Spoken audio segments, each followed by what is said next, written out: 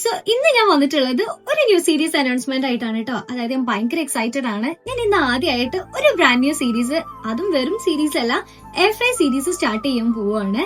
Episodes 1 through 5 and this will be my very first air fry series and I can't wait to show you all the recipes and tips I have been working on.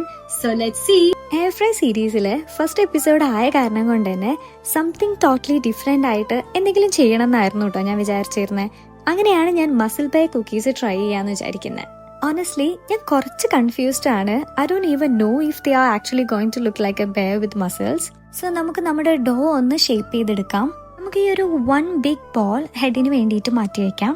പിന്നെ ഈ ഒരു ചെറിയ balls നമുക്ക് ഇയേഴ്സിന് വേണ്ടി മാറ്റി വെക്കാം. അത് കഴിഞ്ഞ് നമുക്ക് മസിൽസിന് വേണ്ടിയിട്ട് ഒന്ന് ഷേപ്പ് ചെയ്തെടുക്കാം. ഇതൊന്ന് ജെന്റ്ലി അറ്റാച്ച് ചെയ്ത് കൊടുക്കാൻ മാത്രമേ പാടുള്ളൂ കേട്ടോ.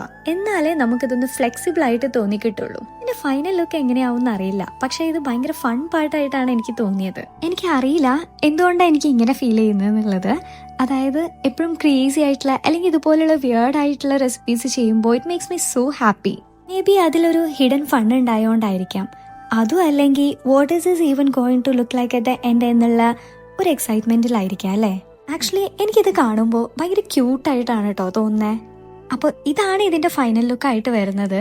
ഇപ്പൊ കാണുമ്പോൾ ഒരു മസിൽ ബയറിനെ പോലൊക്കെ തോന്നുന്നുണ്ട് അല്ലേ.